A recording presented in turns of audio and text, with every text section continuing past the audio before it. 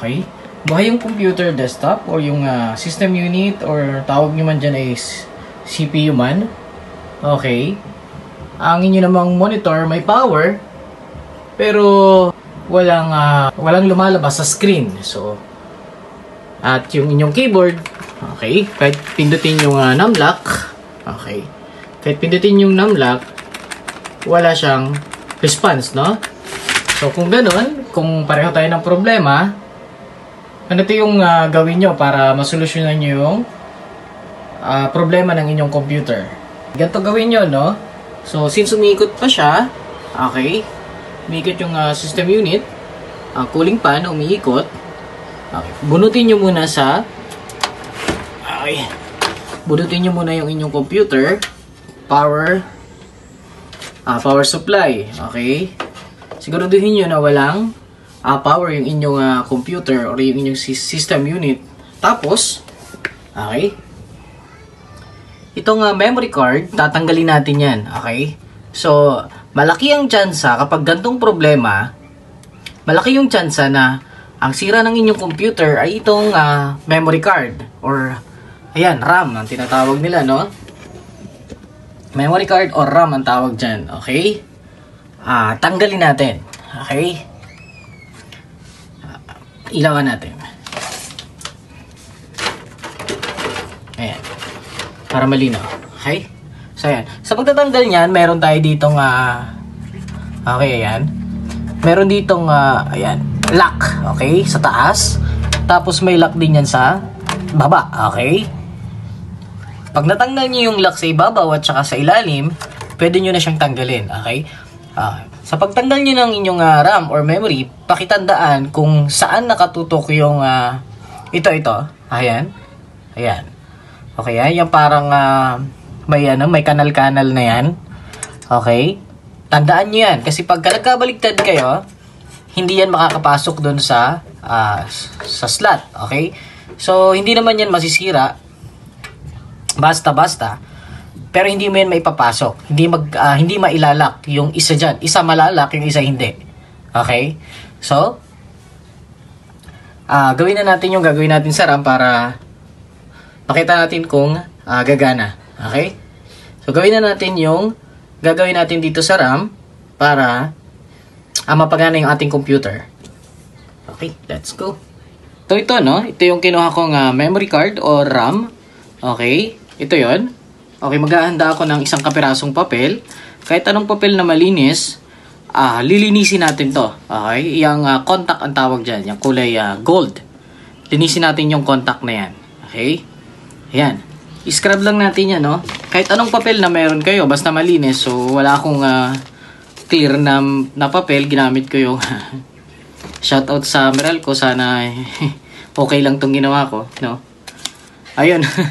Wala akong papel. Kaya kapirasong papel lang ginamit ko. Yan. Ganito kaliit lang. Okay. So, i-scrub lang natin yan. Linising mabuti. Ayan.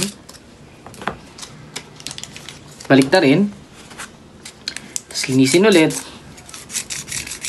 Check yung mabuti. Kung may okay. Check yung mabuti. Ayan. Linis. Kabilaan, linis. Yung contact lang, ha? Yung contact lang, guys, ang lilinisin. Okay. Ayan.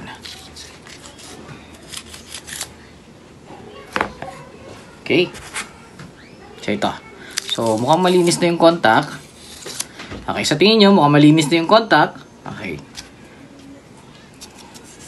Yung iba, ginagamit nila ay eraser. Yun yung nakasanayan natin, no? Eraser. Sa ibang mga technician, nakasanayan, eraser. So, sa akin, pwede rin naman to eh. Minsan nga, mas marami pa yung eraser dahil ginamit na yun sa pag-erase ng, syempre, ginagamit yun sa pag-erase ng lapis. Okay. So, ito siguradong malinis, di ba? Papel. Okay. So, ayan. So, ibalik na natin. Ayan. Mukhang malinis na. Okay. Check mabuti. Ilawan natin. Ayan. Ilawan natin. Okay, guys. Ayan. Mukha namang malinis na. Ayan. Malinis na. Okay. Ayan. So, ilagay na natin. Malinis na. Kakabit ko na yung aking RAM. Okay, ito yung RAM ko. Kakabit ko na siya. Tinandaan ko siya kanina. Nakaganon siya sa taas. Mas maliit yung parting itaas. Tsaka mas malaki yung awang doon sa parte ng... So, ilagay ko na ha.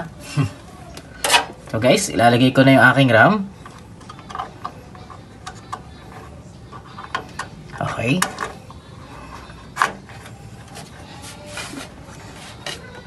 Ayan. Nag-lock, no? Tumunog. Okay, isa pa. Okay, sa ilalim. Nag-lock na rin. Narinig nyo, tumunog. Then, saksak na natin yung ating power supply. Ayan. Then, power supply. Ayan, nakasaksak na natin power supply.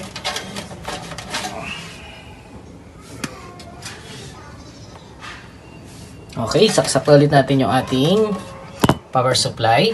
Ayan. At buksan na natin ating computer. Okay, so ayan. Pindutin. On ko na. Ayun, umikot na. At tingnan natin kung mabubuhay.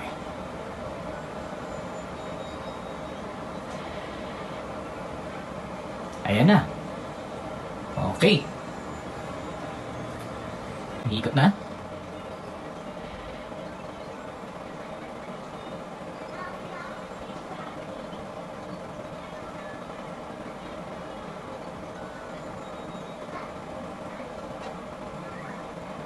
Ayan. So, yun guys. Okay na. Problem solved.